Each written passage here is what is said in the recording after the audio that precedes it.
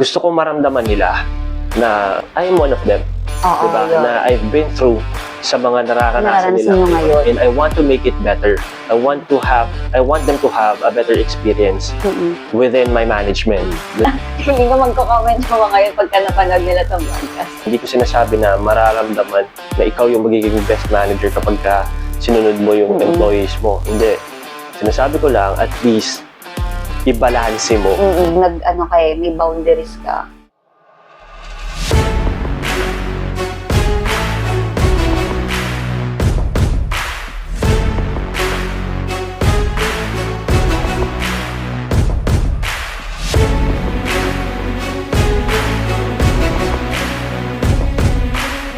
Don't you think that everything is manipulation? Your religion, government, teacher. What's your take about 9 to 5 job? 9 to 5 job. Ayan, 9 to 5 job, freelance, entrepreneur, mga ganun. Para sa akin, hierarchy yun. Ang 9 to 5, which is the lowest, is yung mga normal na tao, yung average people, tayo dati, di ba? Sila yung takot mag-explore masyado ng comfortable dun sa ano nila kasi pinapakain sila ng employer nila. And yun nga, if you're gonna think about it really hard, it's the modern slavery. Diba? Kasi if you're gonna keep comparing slavery dati at saka slavery ngayon, nakabihis lang ngayon. Diba? Pero kapag tinignan mo yung scenario, it's exactly the same. Gagawin mo yung inuutos sa'yo and then binibigyan ka ng pagkain at saka tirahan. It's the same thing dito. Nakabihis ka lang. Maganda lang yung setting ngayon, sa office kayo. Modern lang ngayon, but the mentality is still same. the same. Sa dati. Modern slavery siya.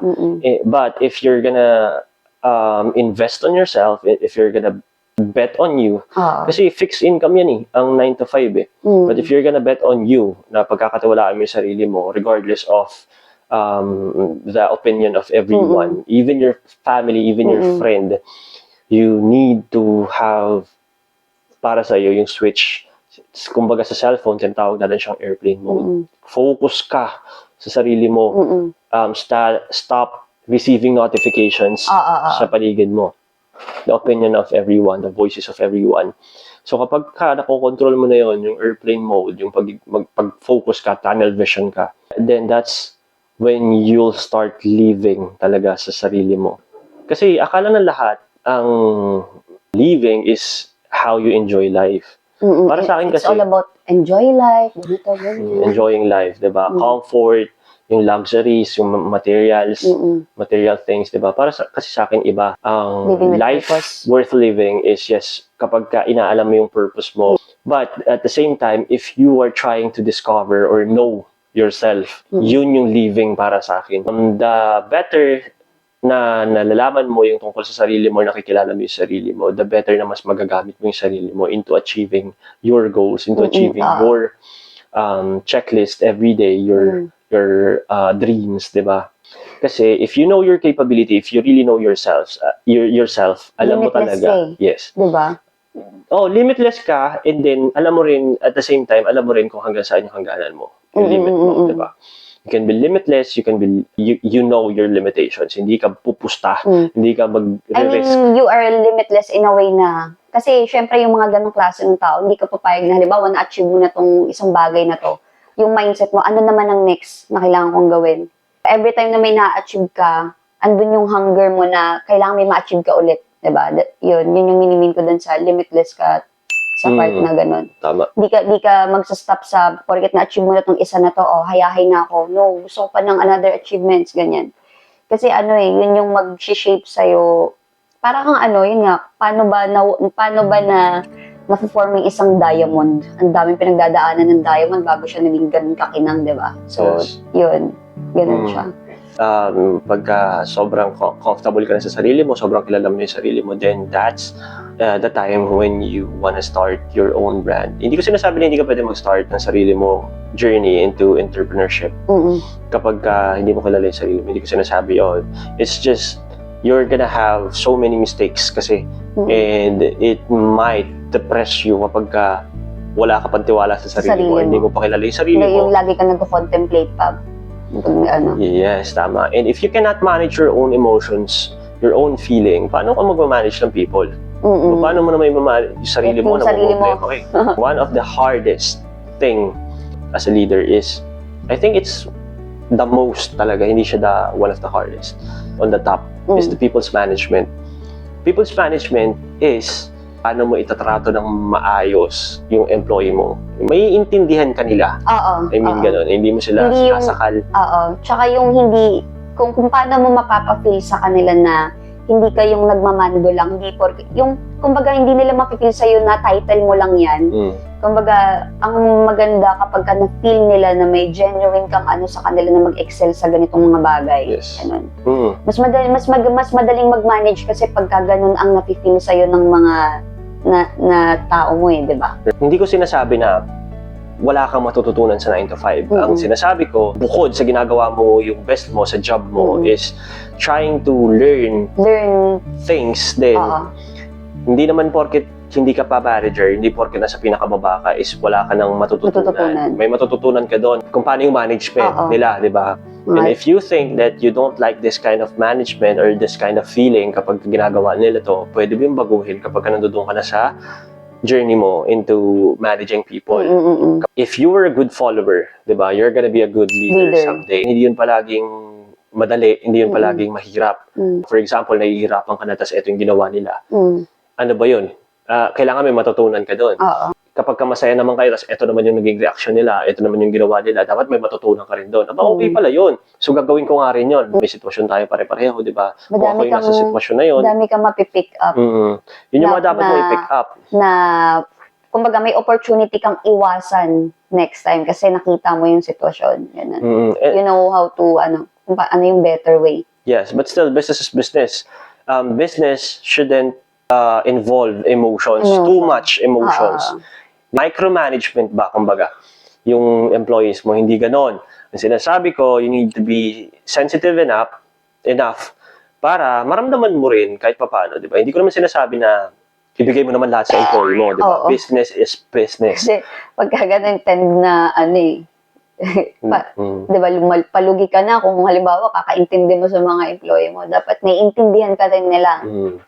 Yun, kailangan medyo balance siya. Hindi ko sinasabi na mararamdaman na ikaw yung magiging best manager kapag ka sinunod mo yung employees mo. Hindi. Sinasabi ko lang, at least, i-balance mo, di ba? Ito pa yung mahirap dyan, yun. Kasi, sa pagmamanage ng tao, iba-iba ng personality yung mga yan, di ba? So, agree ako sa'yo dun sa part na pinakamahirap na part talaga is yung people's management. Sobra. Ito, maraming tao na parang biglang yumaman na lang and magbi-business daw sila. O tapos pag nag-business na sila, nagkagulo-gulo. Diba? Lahat ng tao ayaw sa kanila, lahat ng tao. Hindi naman kasi parang hindi naman transactional yan Na parang sasahuran ba lang sila, sumunod sila sa ganito. Hindi, tao yan, hindi yan tools. Oo, may diba? Yan, may emosyon yan, mga yan. Lagi mong tatandaan na hindi mo pwedeng gawing tool na gamit lang yung tao para sa business mo. Hindi ganon. You need to know how they or what they feel when they feel or when to move accordingly, 'di ba, sa kanila. Naalala ko yung kasi yung boss namin dati na nakausap namin yun. Nasa meeting room kami. Napag-usapan namin about sa mga na-assigned na leaders, mga na-promote. Naalala ko yung sinabi niya na, hindi porket, bakit ba pinromote si ganito? Hindi porket magaling siya sa part na yon, ibig sabihin, magaling na rin siya as dito sa job description na ibibigay mo sa kanya. Parang, alamin mo kung saan dapat ilagay yung galing niya. Ganon. Kasi, di ba, totoo, parang, halimbawa, pinromote mo siya, maganda yun, pinromote mo, pero, fit ba siya dun sa job description na yon? Paano kung yung skills niya, or yung bagay na kung saan siya magaling, hindi naman siya pang dyan? Dapat dito siya sa ganitong title. Di ba? Nalala yung sinabi sa amin nun ni Sir. Basta yun. Ito pang isa sa akin na para lang sa akin, in my opinion, in my observation lang. Most of the people, ang laging pinopromote kasi is yung top agent. Hindi naman porket top ka, is mas malaki yung understanding mo. It's just, siguro, mas competitive ka sa iba. Hindi competitive yung dapat na attitude ng isang leader. Diba? Understanding dapat. How you use your power and authority as a leader, di ba? Kasi kung competitive ka, tapos may power and authority ka, anong mangyayari doon? Yun yung combination nun. Di ba? Hindi nila naiisip yun, or hindi pa ako nakakita ng leader na ang pinopromote nila palagi or ang napopromote palagi is yung taong top, yung top agent palagi. I don't know how they came up with that, pero para sa akin kasi, you need to, kaya may interview, di ba, before ka ma-promote is dahil doon. Kasi may mga lumulusot talaga dahil top agent lang. Mga lumulusot talaga. And that is one of the biggest reason kung bakit hindi naman marunong mag-manage ng people. Matututunan yun. Oo. Pero again, yung competitive attitude niya is hindi mawawala yun. Makikipag-compete lagi yan sa mga TS, makikipag-compete lagi yan sa agent ng kabilang which hindi is siya nakapokus sa pag-manage ng tao niya. Performance-based, diba? Hindi ko sinasabi na i-compromise mo yung performance level ng team nyo. Ang sinasabi ko, you need to first know yung capabilities ng ng tao mo. Hindi porket ikaw kaya mo yan, kaya rin nila. Diba? Hindi porket ikaw yung nag-lead dyan and ahente mo sila. Kung ikaw nagagawa mo, bakit sila hindi mag-reflect? Yan yung sinasabi sa akin lagi feedback. Kung ikaw, kaya mo tong gawin, bakit hindi mo nakikita sa agent ko? Bakit? Sila ba ako? Diba? Kasi magkakaiba tayo ng mentality and sometimes, the sad reality is pinipilit ng management yon, pinipilit ng mga OMs, ng mga mas patataas sa supervisor na kaya nga kita pinromote yan para sila, para matuto sila ng best practices mo. They can copy me, pero they cannot be me. They cannot perform like me because my mentality is different. Diba? I love hard work, I love stress. Ako, klase ng tao, hard ako, extreme ako sa sarili ko because I know that I'll learn through that. Pero sila hindi ganun. Hindi sila ganun. Iyak yan pag na pressure. So anong gagawin natin?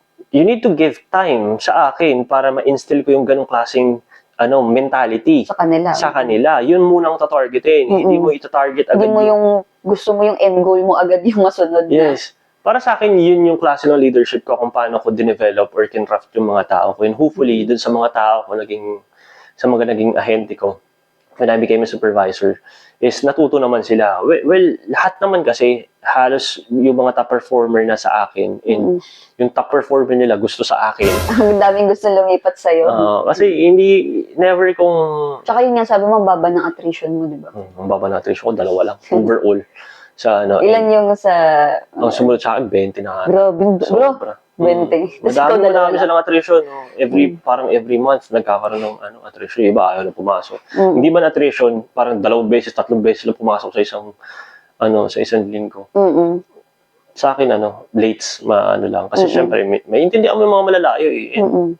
Para sa akin, one of my job is to defend them. Kasi dahil sa sitwasyon nila. Basta hindi sila abusado. Kung hindi sila abusado sa akin, I will defend them regardless sa sa mga boss ko. I will.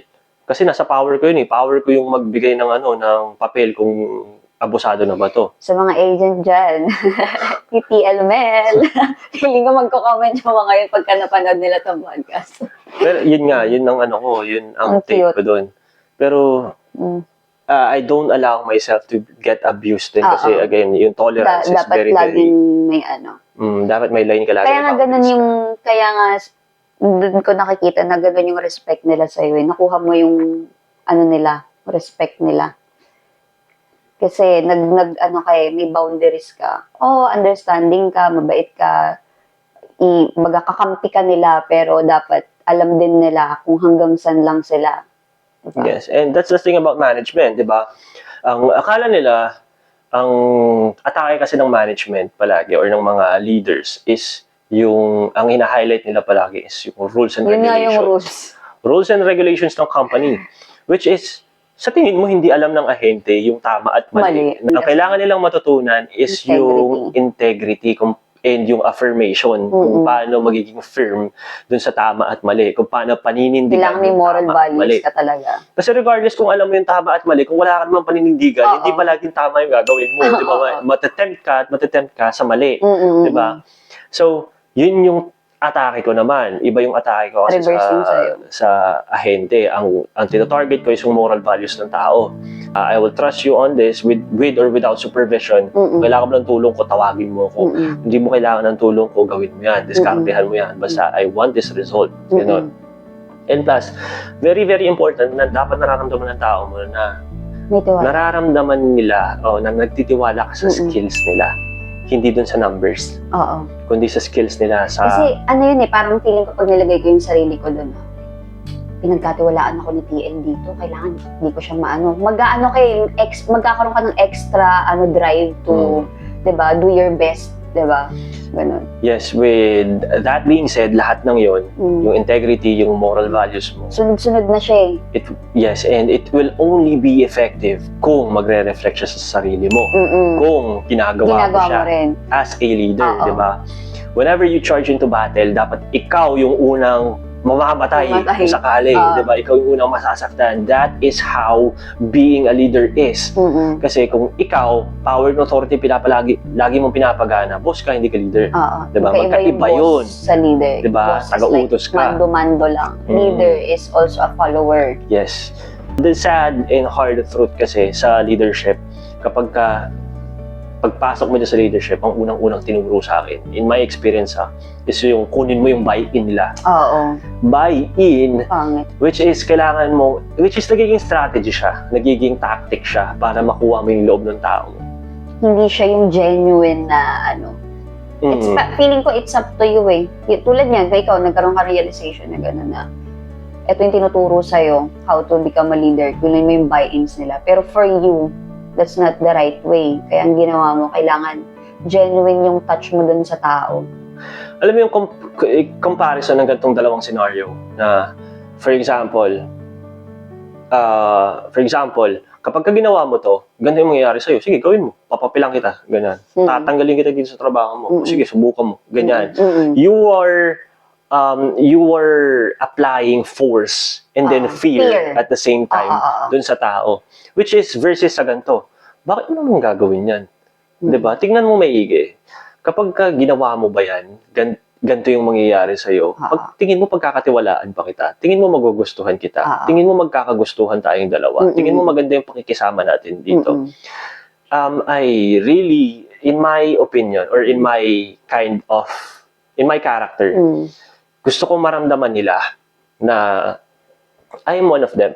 Diba? Yun. Na I've been through sa mga nararanasan nila ngayon. And I want to make it better. I want them to have a better experience within my management. Dun sa Andito ko, kasama niyo ko all throughout the journey. And how I was able to parang ipakita sa kanila yon is, maraming matatamaan, sorry sa mga matatamaan, pero the first thing na in-implement ko nung first days ko into being a supervisor, sinabi ko agad, nagpaalam agad ako sa mas higher sa akin, kung pwede bang hindi ako mag-huddle beyond sa oras ng shift nila. Ayan, nakwento mo sa akin yan. Regardless of kahit na anong maging sakripisyo ko, basta within the shift, kailangan kong ma-inform. Kung kailangan ko silang i-calibrate, kahit isa-isahin ko yan. Tigilan ko yung trabaho ko, iisa-isahin ko sila, or by twos, by threes, kapag avail kami.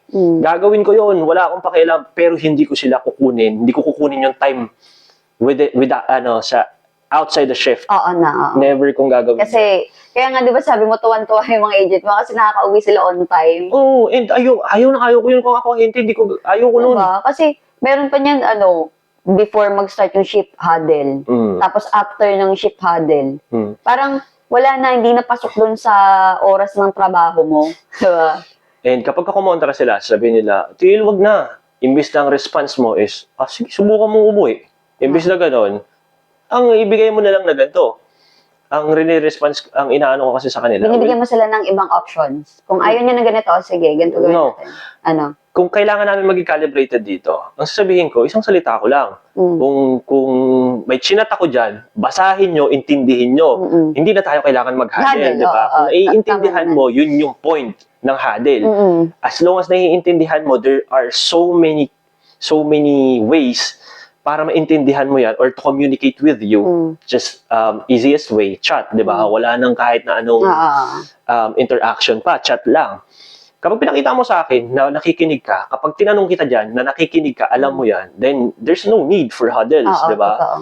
So, yun yung para sa akin. Kung ayaw nyo nag-huddle tayo, edi makinig kayo. So, nakikinig sila. Pino-force nila yung sarili nila makinig sila. And then, kaya nagtataka lahat. O, si Mel, walang laging dito nag-huddle, laging Naiingit siguro yung ibang team, no? Pagka, well, yes. Ba't sila, hindi sila nag-huddle?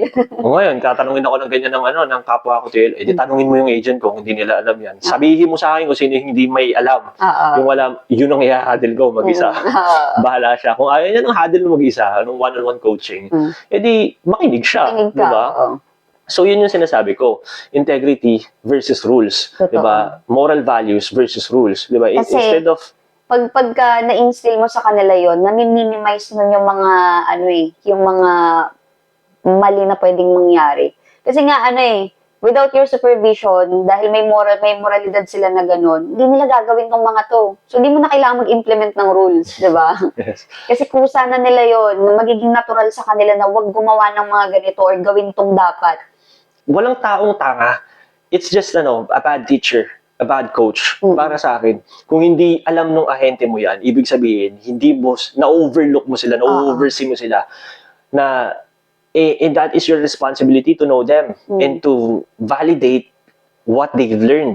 Kapag tuwing nag-huddle ka, tuwing may dinidiscuss ka sa kanila, kailangan natututo sila. Paano malalaman na natututo sila? Tatanungin mo kung nakinig ba lahat? Okay ba lahat? No, you will validate ng ng specific. O anong sinabi kong gagawin mo kapag ganito yung scenario? Ganon. Tapos random yung tawagin mo. Siyempre, ang nila, ayoko mapahiya. Ayoko na gano'n, di ba? So, dapat nakinig ako, dapat makikinig ako. Ganun ang kailangan mong iyan sa kanila. That way, wala ka na-offend. That way, hindi mo sila tinatakot. That way, hindi ka nag-a-apply ng too much force and fear, diba, para lang sundin ka nila. Yes. For me, I think that is one of the, what I liked nung napunta ako sa ganung klase ng role.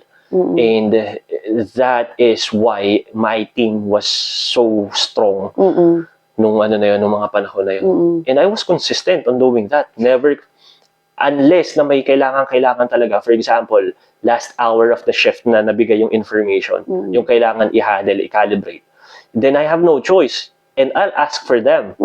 Pwede ko ba kayong i-handle ng ganito? I'll make sure na 15 minutes lang or na 10 minutes lang. Hindi ako nag-handle ng sobrang tagal. Maliban kapag may na-address talaga ako na grabe. For example, behavioral na klase ng problem or na kailangan i-address. Hindi ko sinasama yung buong team. Yung lang. Yung mismong may mga behavioral lang. So, napansin ko yun, ayaw na ayaw nila ng after shift huddle, ng post-shift huddle. So, yun yung pinaparusa ko. O sige, subukan mo maliit ng maliit. Ganyan, abuse mo abuse mo yung kabaitan, yung luwang. Hindi ko naman pwede idamay lahat, di ba? Kasi ito late to. Magano tayo ngayon, lahat tayo as a team. Hindi ko pwedeng gawin yun, unfair yun sa iba na pumapasok talaga. Di ba? You need to be sensitive enough din sa mga ganyang klase ng scenario. So yung taong yun, ayaw niya na naiiwan siya, ayaw niya nag-uusap kayo ng intense, ng mabigat. So, gagawa siya ng paraan, di ba? Ano ba mas gusto niya? Di ba? And hindi ka pwede makipag-usap sa akin na papasok dito, lalabas dito. Hindi mo pwede gawin sa akin yun. May validation ako palagi. And hindi ako yung tipo ng tao na nakikipag-usap para magsayang ng oras. Laging meron niyang Kaya pag kinausap kita, mo, observe mo lahat ng sinabi ko. Yes, hindi tayo nagsasayang ng oras dito. Di ba? Hindi yung ulit-ulit kayo nag-huddle, tapos yun at yun pa rin. Nakakainis ang pakiramdam yun.